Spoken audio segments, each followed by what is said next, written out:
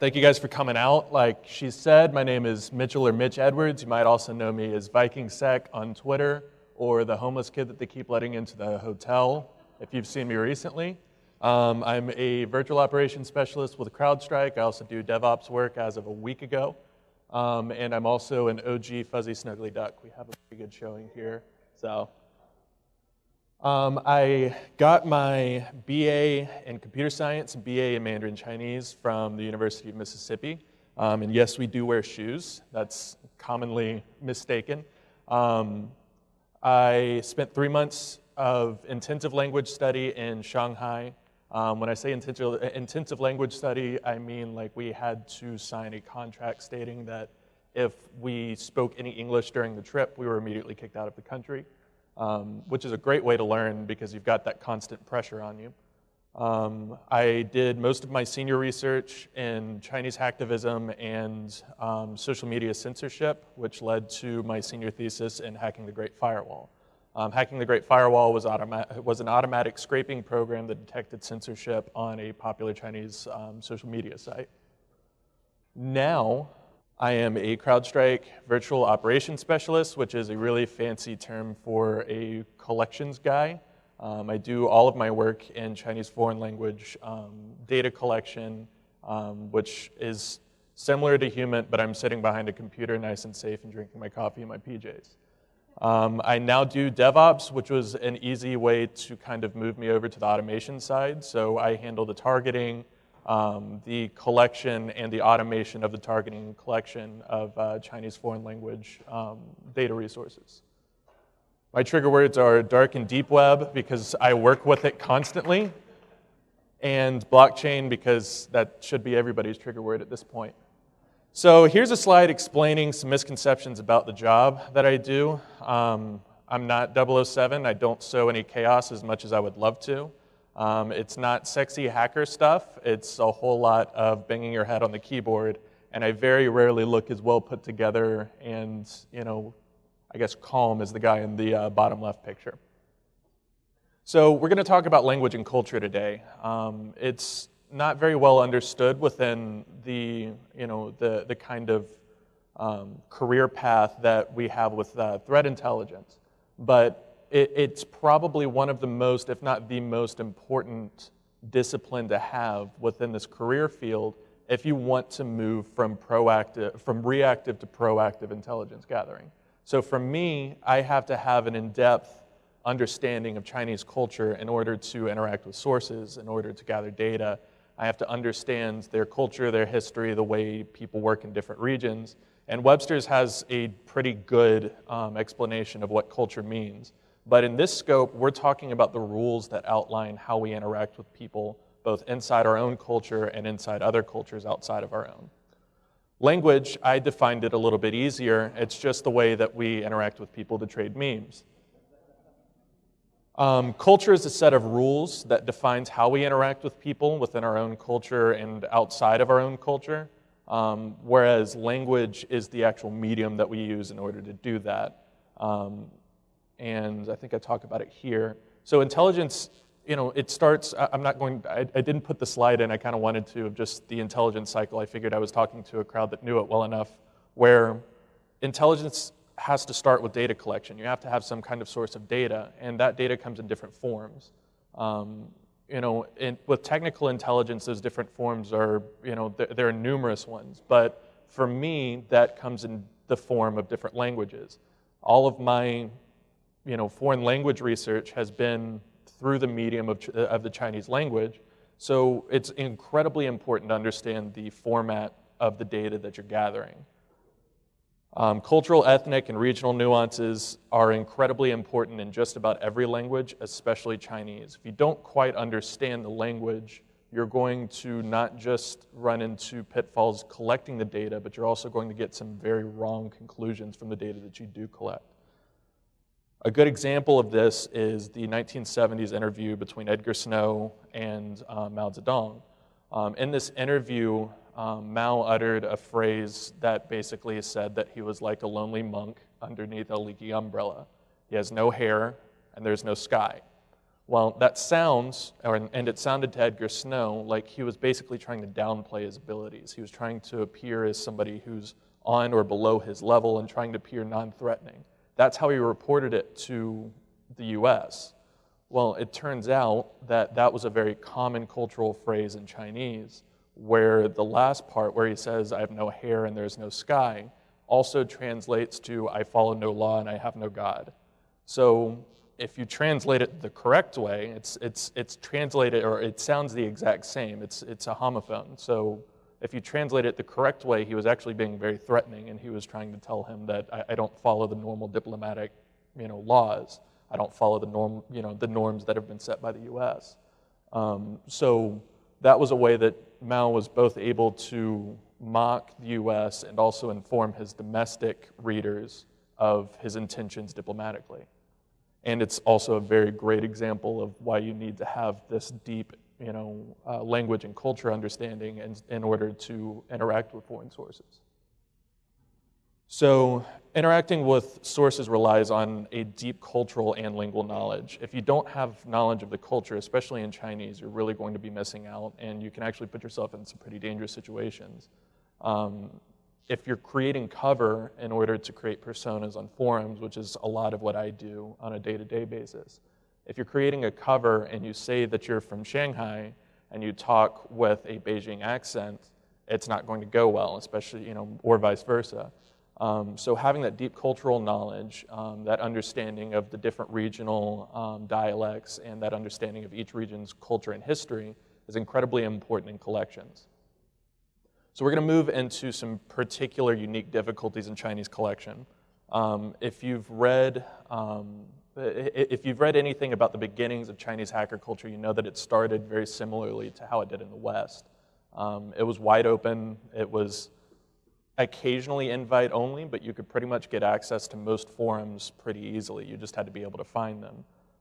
The memberships were open, and the attacks were easy to attribute because most of the time they ripped off Western tools. They all stuck to the same kind of TTPs. They all used the same architecture. It was very easy in the beginning. And when I say the beginning, I mean like late 90s, early 2000s. It's very difficult now. They've massively changed the way they run the Chinese underground and these forums, in that the high-value forums have either disappeared or they're very difficult to get access to. Now, the reason why that matters is because if you're not able to get access to these forums as easily as you did before, you lose a lot of that data collection ability.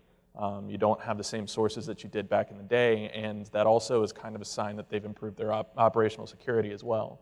One thing that I'll talk about a good bit is that they've moved away from what we kind of know as the Eastern European standard of the underground, in that now they're all in QQ groups, which is very decentralized. It's much more difficult to get access to a couple dozen different QQ groups as it is an invite-only Russian forum where all of the data is in one place.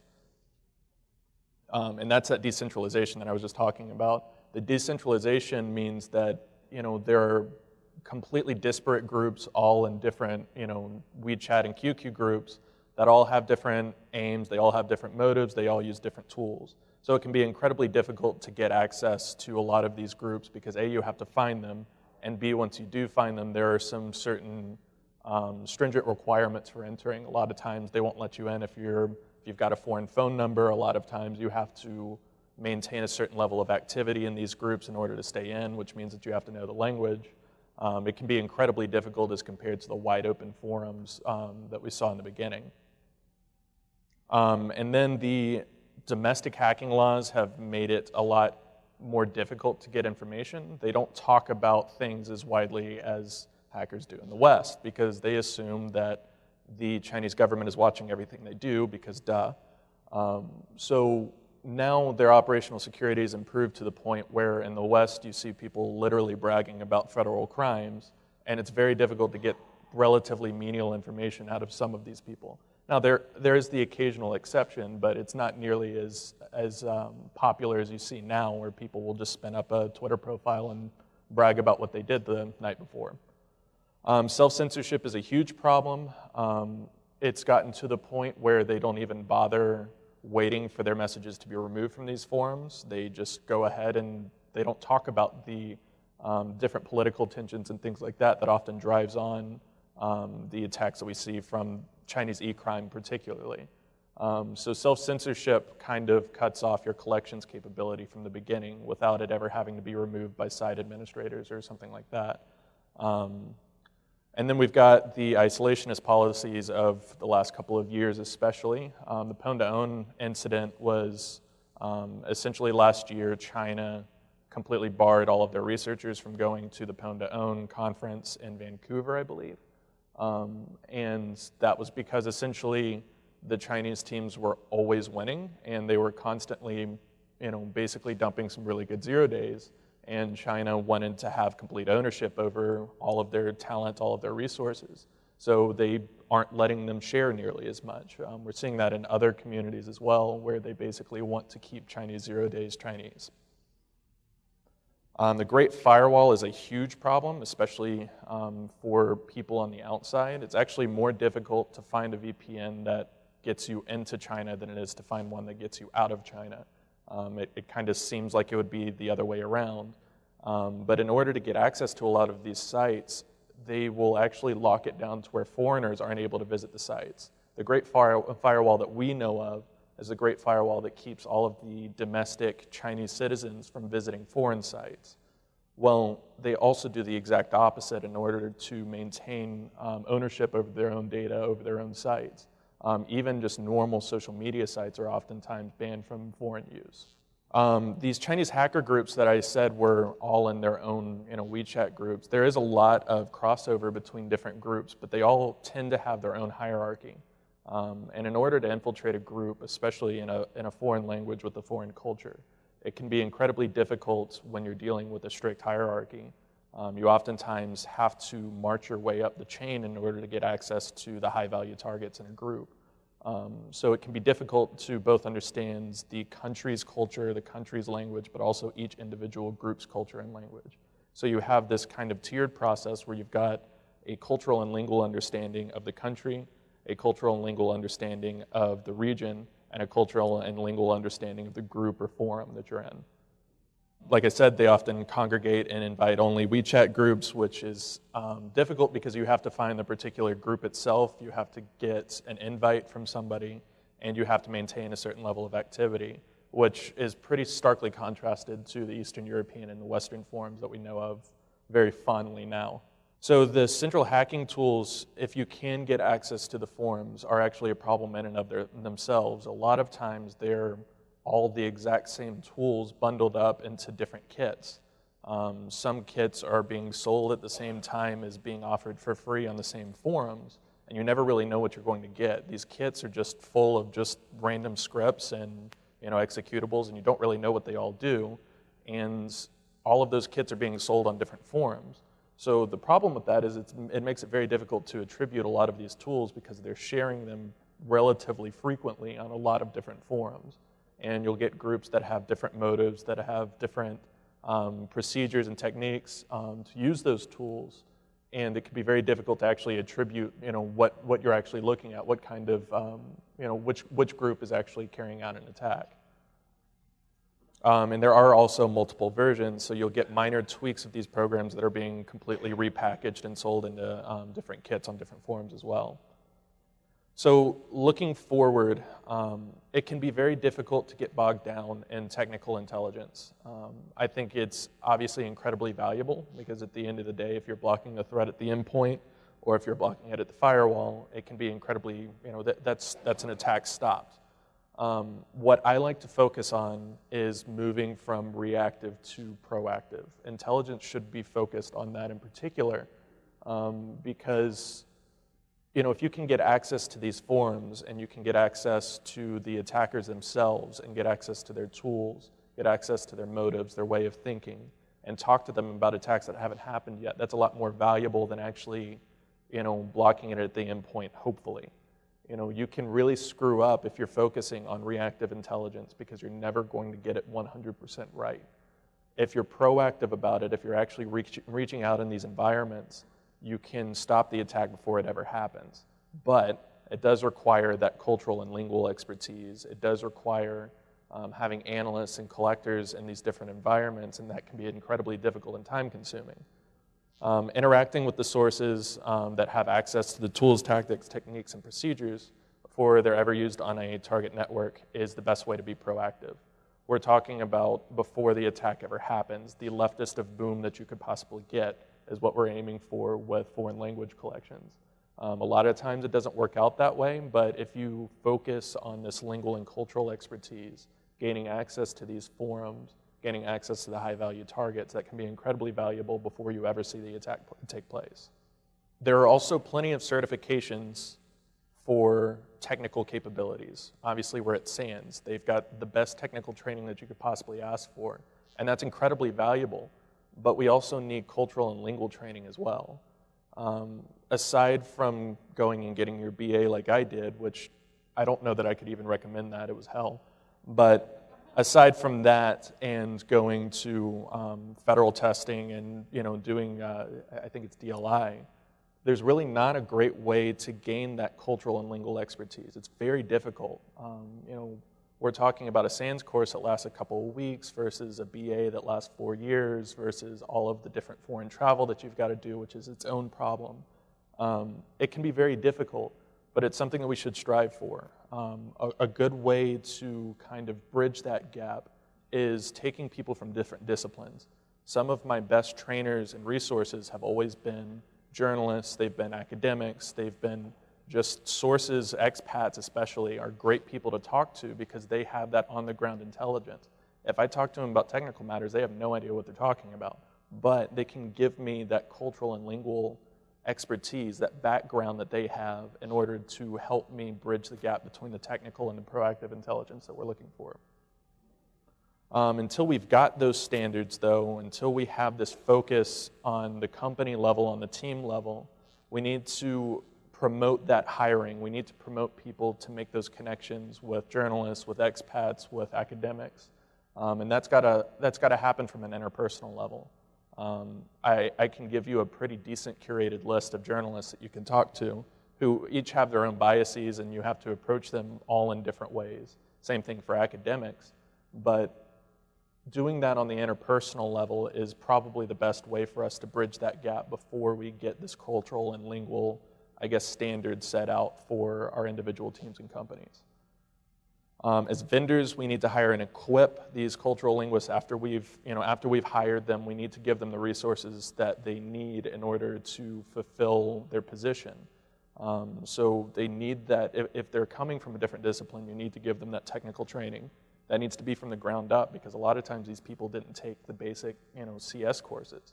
You can't expect somebody who has done all of their academic work in a liberal arts area to have a great technical background as well. But you also can't bar them from a community where they can do the best work they could possibly do. So we need to equip them with the tools and training that they need to collect, and we need to actually create teams that are devoted to this foreign language access. This can't be a side job. It takes a lot of work to establish these personas, establish access to a lot of these forums and a lot of these like QQ groups, especially for Chinese. It can be very difficult and time-consuming, which is why you need a team in itself in order to do this foreign language collections. As consumers, we need to know what questions to ask. That can be incredibly difficult because coming from the collection side and talking to a lot of the analysts, the questions that we typically get are either misinformed or are, hey, what is China doing right now? It's very difficult to answer the question of what is China doing right now. Another answer or another question off the top of my head, I think, was, give us a detailed history of the Chinese e-crime scene. Okay, I can give you a book on that, but it's going to take us a while. So we need to know what questions to ask. We need to establish a really healthy relationship between these cultural and lingual experts with our vendors and the in-house analysts that we've got as well, because that growing communication and relationship is going to train you at the same time. If you know what questions to ask, you're going to be able to teach yourself about what the problem is as well. So these are a couple of questions just off the top of my head that you could ask vendors. The first one is incredibly specific, but I think it's probably the most pertinent, especially right now. A lot of companies, especially the larger international ones, have a lot of ties in Hong Kong and Taiwan. We've seen it with a lot of the airliners recently who got into some pretty hot water for listing Taiwan and Hong Kong as different countries, from separate countries from China. So you need to look at the specifics there. That in itself is a very easy yes or no or small detailed question that you can ask your analysts and that they can return back to you relatively quickly. You've got a pretty easy return on that. Are there any opportunities for training? And I listed specifically training for analysts, sales, and management.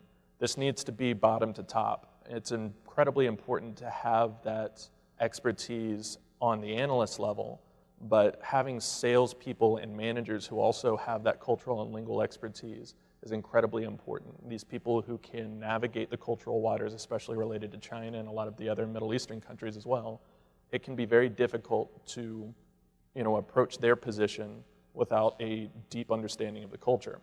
And you can also create some pretty embarrassing gaffes if you don't know the culture as well. People who walk into a boardroom and just say incredibly offensive or uncultural things can really create some issues for your company as well. And you need to ask, does the vendor that I currently use have that cultural and lingual expertise, and can they help train?